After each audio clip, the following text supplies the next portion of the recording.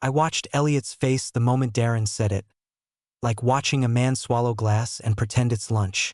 "We can't justify the bonus this quarter," the CFO said, leaning back like he was doing Elliot a favor just by showing up to the meeting. No eye contact, no acknowledgement, just a dead smile and a spreadsheet. My fingers twitched on the table. Elliot didn't move, didn't even blink. He just nodded, polite as ever, like he didn't just get spat on by a man who'd never written a single line of code in his life. "I understand," Elliot said, voice even. "Though the optimization protocol I designed did cut operating costs by 4.6 million, yes, we know." Darren cut in with a smirk.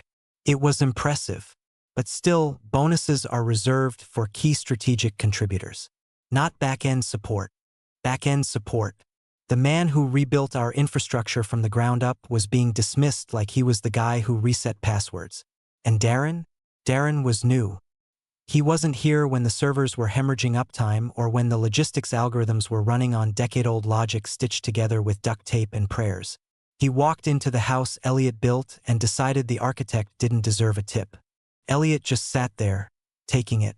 Not defending himself. Not correcting Darren when he misquoted the specs. I knew that look. Like a storm deciding whether it wants to pass quietly or rip off a roof. You have to understand, Elliot wasn't loud. He wasn't political. He didn't schmooze in Slack threads or drop buzzwords in every stand-up.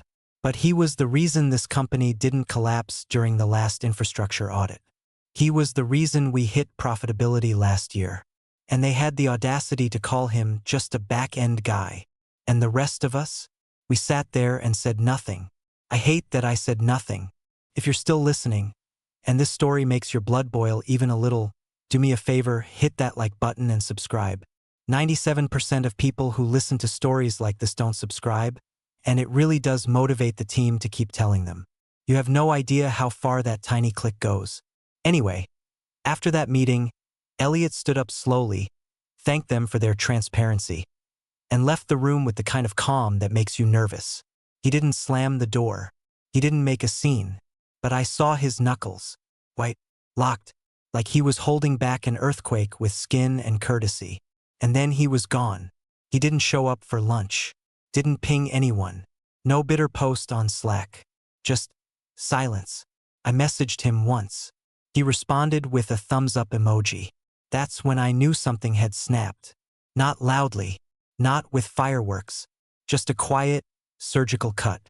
I didn't know then about the manila folder he kept in his apartment. I didn't know about Rentec. I didn't know he technically owned the core of the code we were all celebrating in our quarterly reports. But Darren had just poked a sleeping bear with a budget stick. And Elliot? He wasn't going to roar. He was going to rewrite the ending. The weirdest thing about Elliot? He never raised his voice, not even once. After that meeting, he didn't rant in the hallway or vent to HR. He just nodded, collected his little company-issued ThinkPad, and walked out like he was heading to get groceries. No one followed. No one asked if he was okay. I don't think Darren even realized he'd just kicked the foundation out from under his own house. I texted him that night, "Want to grab a drink? Or just yell into the void?" He didn't reply, but I knew he read it. He always read everything. What I didn't know was what he was doing the second he got home. There's this image burned into my brain now. Elliot, back at his apartment, slipping off his jacket, walking past the sad fern he forgot to water, and sitting down at his dual-monitor setup like it was a church pew. No lights on except for the glow of the code base, humming quietly from a black terminal window. He reaches into a drawer, pulls out a dusty manila folder, and lays it flat on the desk. Across the front, Rentec IP, LLC ownership documents.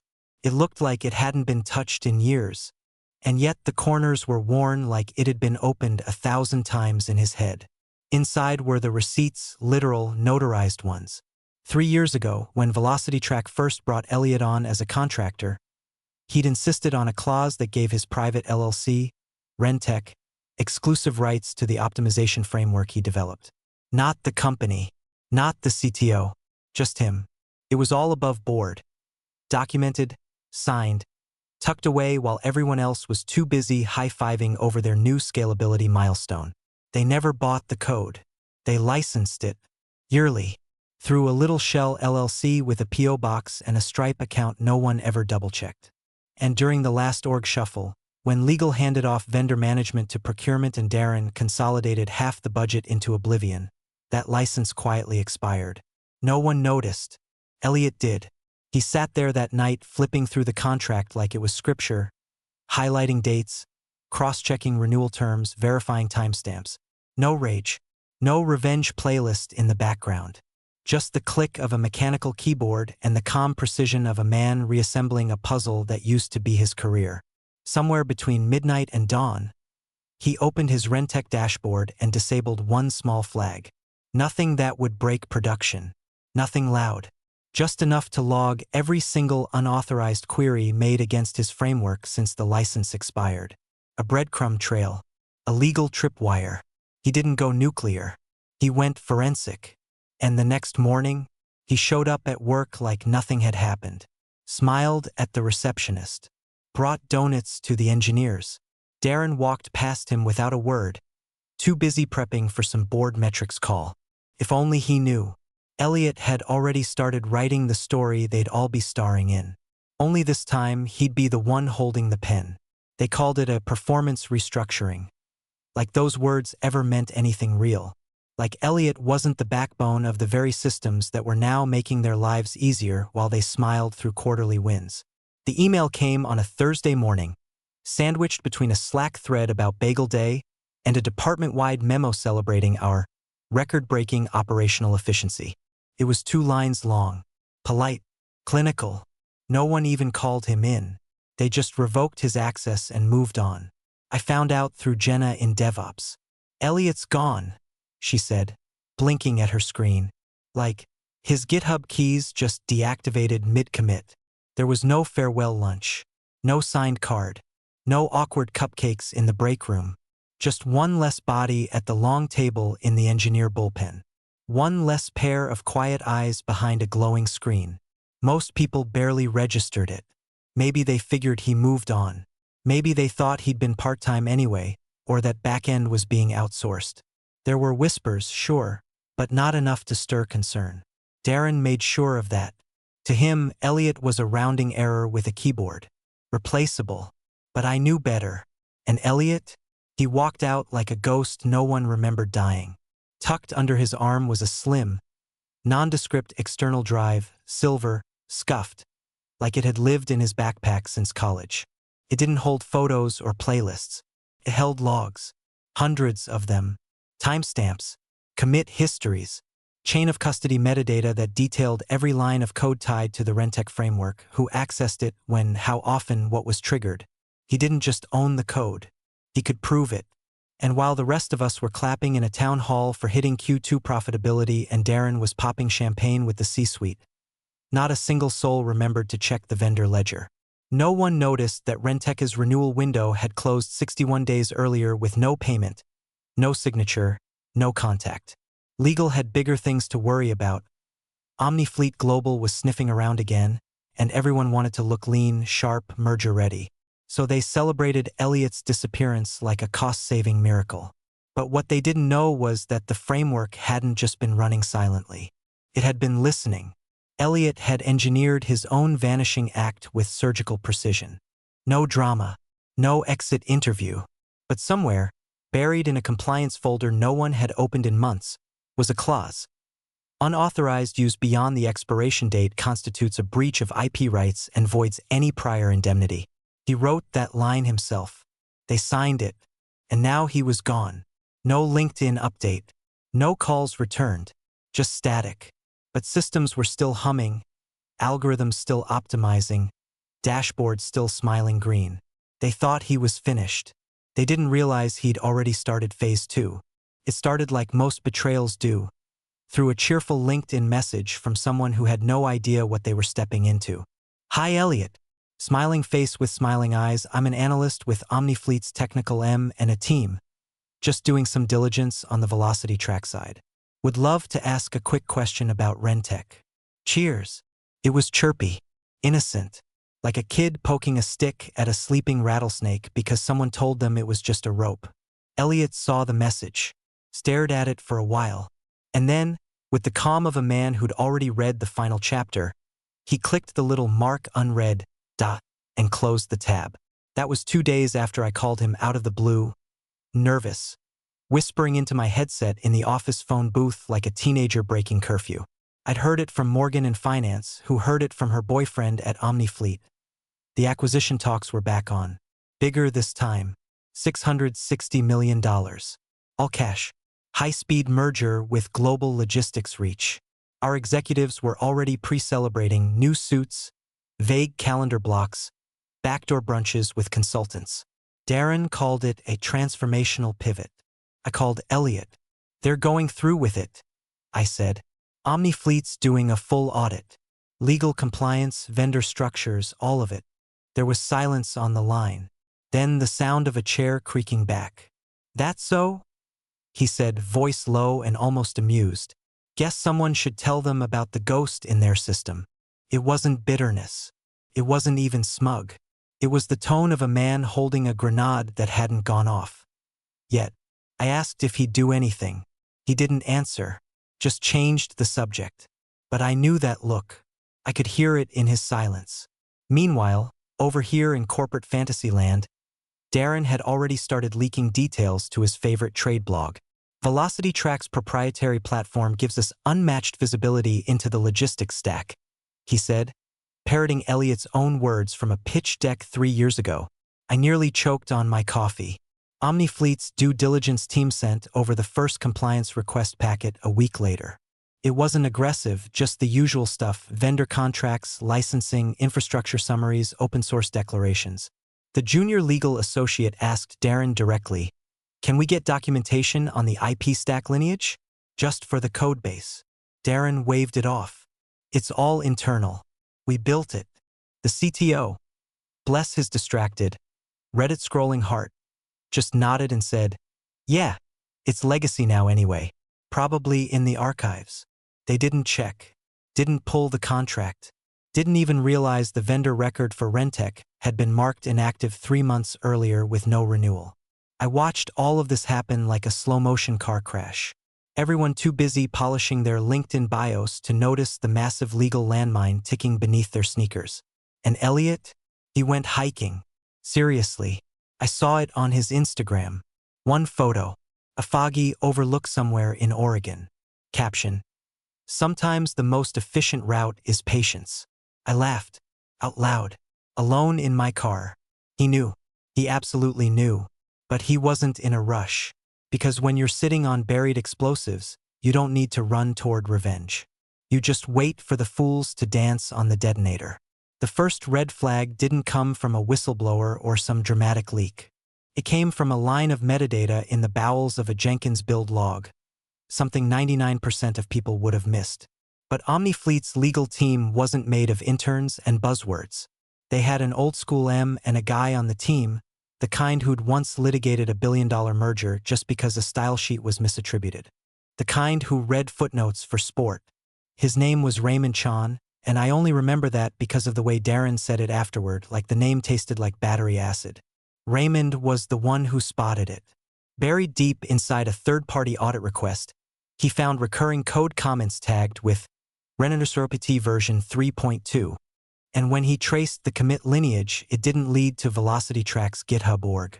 It pointed to a private repo once owned by an external LLC. He flagged it in the audit notes. Verify IP ownership chain of optimization module. Origin appears external. Darren got the note. And instead of pulling the contract, instead of getting ahead of it or asking questions like a responsible adult, he panicked. He called IT into a closed-door meeting, which I only know because Sam from infrastructure drunkenly spilled the whole thing at trivia night. "He told us to scrub it," Sam said, still holding his beer like it was a confession. "Said we needed to clean the logs for the investor packet. Remove anything that didn't look internally developed. Even told us to rename a few tags so it all aligned. Called it optics." Optics. They were about to walk into a $660 million merger and their strategy was optics. Meanwhile, 3 states away, Elliot was hunched over his kitchen counter with a cup of black coffee and that same manila folder. No drama. No cold vengeance playlist. Just the soft click of a certified timestamp generator and a perfectly formatted legal notice. Subject: formal termination of license agreement and revocation of IP usage rights, Rentec LLC. He drafted it with surgical clarity. Cited the original agreement. Outlined the expiration date. Attached the payment history. Zero activity post-termination. Cross-referenced usage logs he'd captured from their own production environment. Then he had it notarized, digitally and physically. A paper copy went into a blue envelope. The PDF went into a folder called When. He didn't send it yet. He just sat with it. And maybe, just maybe, he smiled. Because from where Elliot stood, it was no longer about getting revenge or proving a point. It was about watching them whistle their way into a minefield with the confidence of men who'd never once looked down. I kept checking internal Slack threads, watching execs talk about the merger like it was a coronation. Legal said they were in final packet review. The CTO was posting vacation memes. Darren was lining up podcast interviews. No one noticed the silence. No one remembered Elliot. No one questioned why the most critical framework in our entire optimization stack had a change history that ended before our record growth started. And Elliot? He was already preparing the email that would change everything. 3 hours before the champagne was supposed to pop, before Darren's big toothy grin would be immortalized in press photos next to Omnifleet's corporate brass. Elliot sat alone at a cafe with a cinnamon roll and a laptop that looked like it had survived a war. Around him, people typed, ordered lattes, laughed into Bluetooth headsets. Life was still moving, blissfully unaware of the tectonic shift about to hit a $660 million deal. Elliot sipped his coffee, logged in to the SEC portal. He wasn't a lawyer, but he'd learned to read filings the way a bomb tech reads wires. Slow, careful, looking for mistakes no one else wants to find. He pulled up the merger declaration, scanned for language about proprietary technology, IP consolidation, and vendor indemnification. Rentec wasn't there. Not in the risk disclosures. Not in the vendor list. Not in the assets section. They'd scrubbed him completely. And that was the moment the last puzzle piece slid into place. Not rage. Not betrayal. Just confirmation.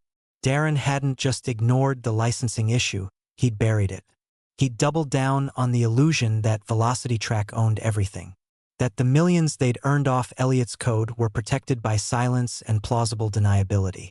Elliot clicked over to Gmail, composed a new message, to mergerdocs@omnifleetlegal.com. Subject: urgent, formal IP revocation, license expired, unauthorized use in active codebase.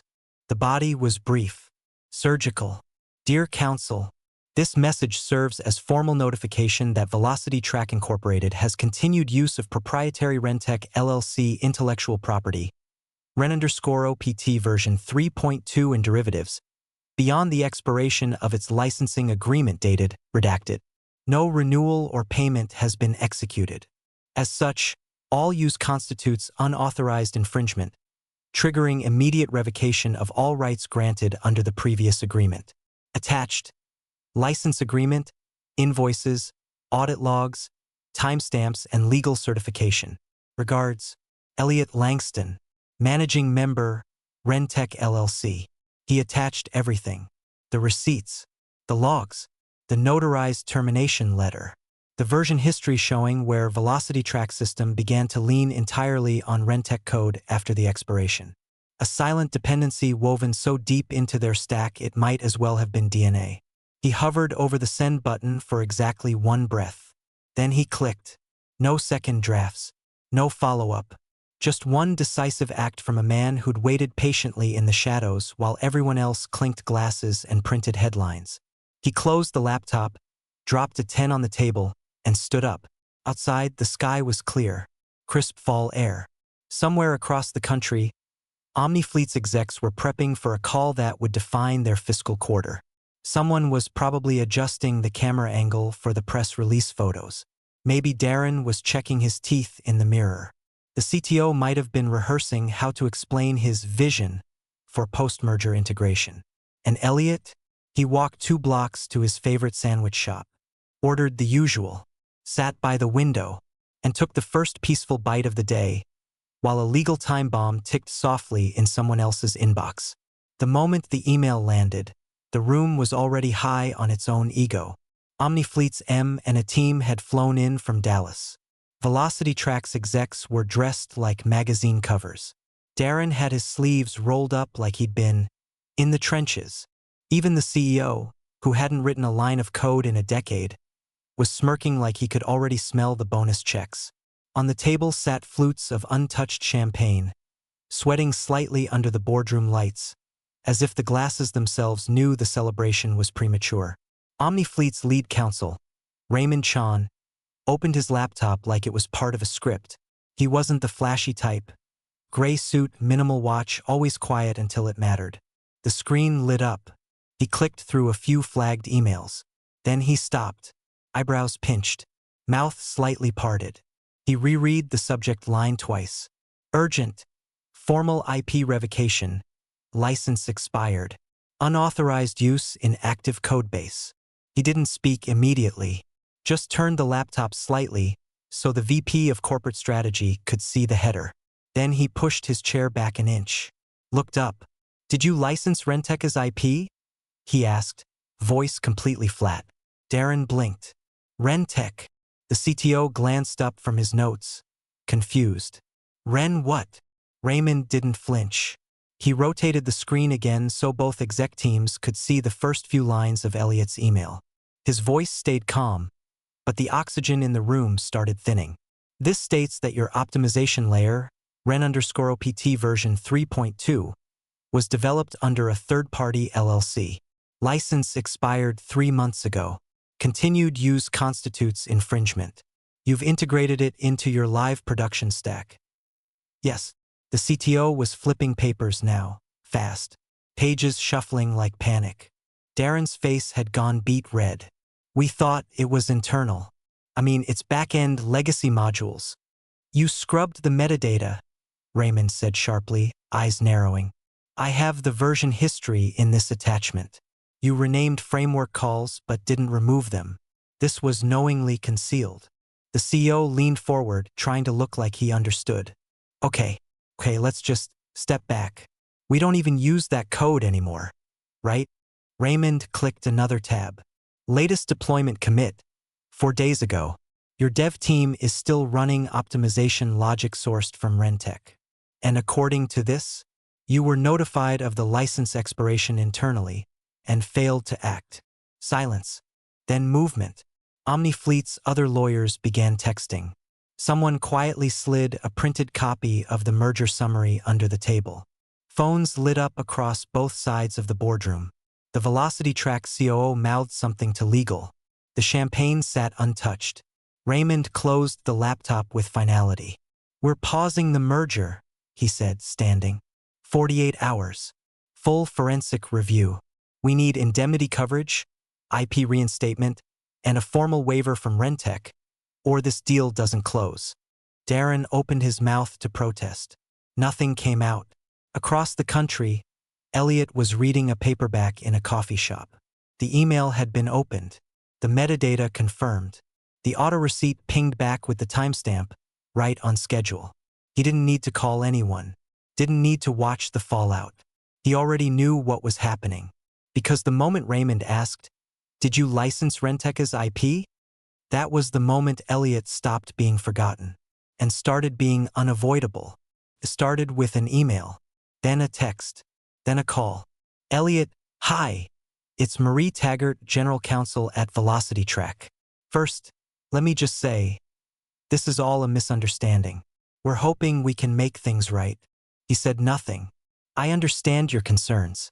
We're prepared to offer you the $42,500 bonus Darren denied, plus a formal acknowledgement of your contributions in our public release.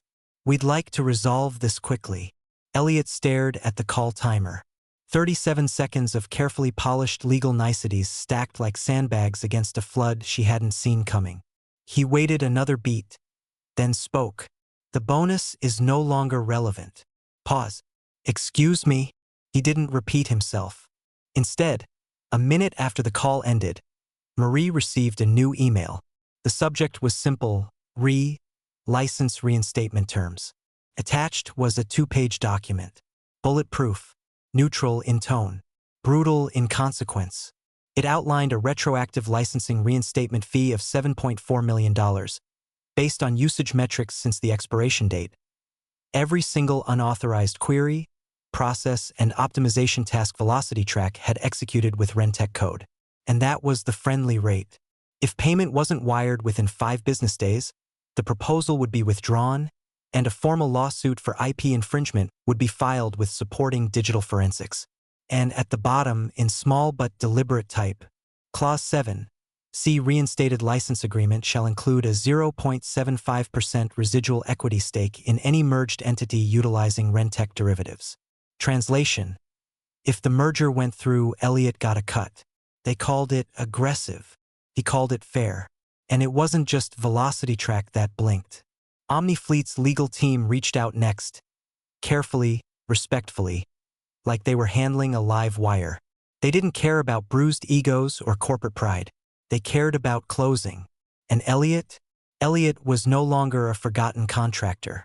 He was the gatekeeper standing between 2 companies and a deal worth more than $500 million. The next morning, he met Omnifleet's deputy counsel and their M and a rep over Zoom.